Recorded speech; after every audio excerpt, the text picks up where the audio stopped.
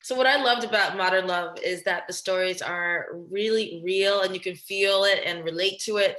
So I just want to know, did you connect to any of the love stories in particular? I haven't. I've only experienced our episode. I've yet to see all the others. Gosh, you are in for a treat. They are so good. I They're can't really good. wait. They're I'm not just always beginning, happy. They're not always happy, but they are good. and that's my favorite kind of day. um, so your episode talked a lot about like planning and not planning your life. Do you feel like you're more of the, plan every step of my life type of guy, or just like we'll see what happens, go with the flow? No, I get it's. We'll see what happens. I get more, which um, partners don't always enjoy. I've always, to a default, been much more of a fly by the seat of my pants or where the wind takes me kind of person. So, which has been exciting as well. And so, but it's a funny kind of interesting dynamic within this story. Spence, the character, comes back from war, and obviously these guys have been living on a 24-hour basis, 24/7 of living life sort of by a plan, having to be somewhere, showing up, doing the duty. And you get to see how that affects his current relationship, why she's kind of screaming to get out, and how his next encounter is able to sort of make him see a whole new perspective, which might alter his life forever. Yeah, it's kind of interesting because you normally want to be mad at the partner who is cheating, and but it's hard because you also feel for her because your character, yes, he's very much likable and genuine, but we can also see that he was lacking something there, so it's kind of understandable. Do you feel like there was a bad guy or good guy in either of the relationships? Oh gosh, look, who's to say? I'm pretty non-judgmental when it comes to that. I think, you know, I can. I'm a very understanding and empathizing person. That's why I agree with you when you're like, oh yeah, she cheated, but come on, he was being a knucklehead. Why would somebody live like that? I get it. I get, and I get both sides. I get, in my character side of him as well, feeling, undeserving of love, like because he does feel off, and he does see that his way of living and him planning everything and being in this regimen, like it's not for everyone, and you know, and at the end of the day, like why does she love me? All right, I'll keep doing what I'm doing. So it's tricky, but it makes for a sweet story. Being undeserving of love or feeling undeserving love it's such a universal thing. It can happen to people minute by minute, day by day, or they can feel like that just every once in a while, but they still feel like that, and that's what I think, may make people understand Spence's character in this a little bit. Definitely. Well, I think it's such a great series, such a great episode. I'm excited for everyone to see it. And that is all my time. Thank you so much. Thank you, Paris. Okay, so fans really loved the first season of Modern Love. So I'll start with you, Lulu. How did it feel to be joining in for this highly anticipated second season? Yeah, I mean, it was an amazing feeling. I am a fan of the show, and so is my whole family. So I wasn't the only person in my family who was excited about it. I think I just really felt very honored to be a part of something so special, not only to me and my family, but to a lot of people. And I still feel incredibly honored. I mean, it's such a good series to be a part of. So definitely congratulations. Thank And you. then it's just so strange because I'm so invested in all these characters, but it is just one episode to get this whole story. So I was wondering, Grace, as an actor, does it feel kind of strange to just film one episode and not really get to fully develop your character? I think even though it was only one episode, I think that time was enough to do what I needed to do. And honestly, I don't think I would have been able to fully develop my character if it wasn't for Lulu and our chemistry together. I mean, that really was 9/10 of the law right there. Right. As speaking of your chemistry, it was an amazing chemistry. Both of you did so well on screen. I totally believed your relationship. But you guys were filming during the pandemic. So how were you able to actually build this rapport with each other? I think we, tried to find those ways that we obviously had to stick to the rules and stick to the restrictions, but we definitely found ways to connect and to, adventure together and, explore somewhere where we haven't been. And, even the rehearsal process helped us build that connection with Selena and Logan because they were asking us questions and then that would develop into our side conversations, and developing our characters really helped us develop a connection. Well, were you guys able to watch any of the other episodes from this season, from season 2? Not yet, no. Oh, you guys are in for a treat. You're in for a treat. So good. Well, since this is a series about modern love, I had just some modern love questions for both of you guys. Would you prefer, we'll start with you, Lulu. Would you prefer someone to ask for your number or ask for your social media handle? Oh, number, definitely. I'm not like a huge social media fan. I think asking for your number is like more genuine. I agree. Grace, same question. Number or social media? I don't even have a social media. So that answers that one. All right. You guys are pretty old school with that. I like it. All right. Also, we'll go with Grace now. Do you prefer to text, call, or FaceTime? Call. I think, just talking to someone with your own voice directly is the best way to do it. All right. And Lulu, you? I like FaceTiming. I'm a huge fan of FaceTiming. I think like seeing the other person's face, it just, I don't know, makes me happy. Okay. Oh gosh, I hope to be there one day. I cannot do that.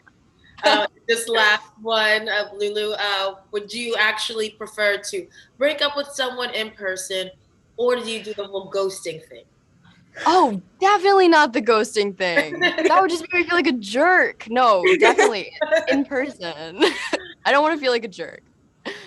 Grace, same for you? Oh, probably definitely in person, always.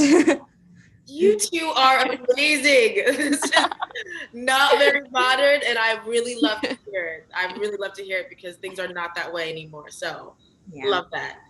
Well, that is all my time. It was so great speaking with you, and you guys did an amazing job, really.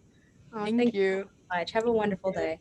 Bye. So I know Modern Love is inspired by real stories from the Modern Love column in the New York Times, but where did this idea come from to search the Times for love story ideas? So that idea was brought to me actually by a producer who had come up with the idea with the New York Times, and somehow, I don't know how my name came into it. I think they'd seen a couple of my films or something. So I got a call asking, did I know that column, which I did because I had been making a film in New York and I used to read the column, and it was all I read because when you're making a film, you can't read about big world issues because you've got a 2-minute break or whatever. So I would read the column and I was au fait with it and I read a lot of it. And I pitched my idea about how I saw the column and what I thought modern love meant to me. And that's how the show sort of got kind of greenlit and developed. Okay. And then there's so many stories. This column is a pretty popular column. So how did you decide which stories you actually wanted to turn into a show and develop it? So we just went, I just always went with my gut in terms of like, if I had a personal response to an episode, if I felt that lump in my throat, or that sort of like, male thing of pretending I'm not crying when something's hit me, that was a good radar to tell me that there was something good here. And also you found one found that because you were reading 50 of these a day, you get tired of romance very quickly when you're doing that, and you end up being what's the word I'm looking for? You end up being not cynical, but you end up like closing up a little bit. Yeah. And so only the really, really killer ones get through then, because you're like, I feel like a grumpy old man. Nothing's going to affect me anymore because I've read 49 of these. And then the 50th one comes up and hits you like a cab on Broadway, and you're like, oh, pulling yourself, and you know, and that seems to me a good sort of indicator of which ones to make. Definitely. Like all the stories, some of them had a great happy ending. Some of them were open-ended, and they were all the best typical love stories, which I did love about that. And the Strangers on the Train episode, it brought in COVID a little bit, and I was very invested in that story, but we never really get an ending. And I just want to know, was that because there was no ending, like in the column, or did you want viewers to create their own? Well, so let me ask you first, did you like that about it, or were you like disappointed? That there was no really ending? Yeah. I liked it only because I thought it was so different, and kind of this anticipation was built up the whole episode to see, do they actually meet? Is it going to happen? Is it going to happen? And I thought it was kind of cheeky that we don't know. And that was kind of like the buildup of the whole episode. So I liked that part. That's interesting. Yeah. I mean, I'll tell you why I did that. I did that because that original piece was this long, right? That's a tiny love story, which appears in the column in the New York Times. And this is what it said. It said, I met a girl on the train.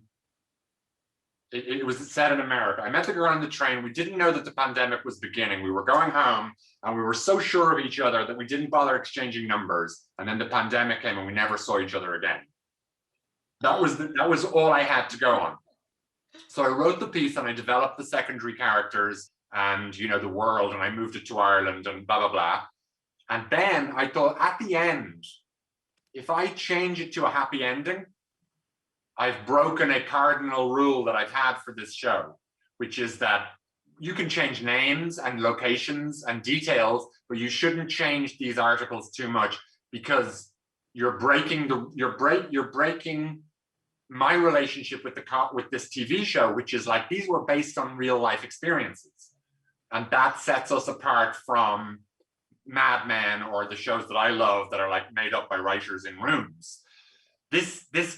We can only make up a few little details. If we start messing with these episodes, why not just make up our own TV show altogether? So I felt like I would be lying to myself and contradicting myself if I just went for that, because of course that episode may be nicer if they actually met. I mean, I'd like it if they met, but the reality of it is the people who it's based on in that line didn't meet again. So the least I should do is have an ambiguous ending. Yeah, I appreciate it. I thought I kept it really authentic, and I would love for them to have met and it had been beautiful, but it kept it so real.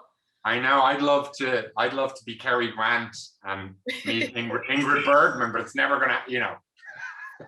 Exactly. And just my last question, because I do love this series, because it's called Modern Love, and I like that love actually is evolving, and what we see as, you know, the perfect romantic story is changing in real life and in what we want to see on TV. So did you incorporate that into these stories, how we have evolved? Well, that's a really interesting question, because I think what you're saying is like true, but it's also more subtle than that, because in one way you could say love is unchanging, and yet the way we behave when we're in love is changing, and the circumstances of our love is changing. But actually, you know, if you read the great love poets from the Middle Ages, if you read accounts of people in Pompeii or on the Nile or they felt it was exactly the same.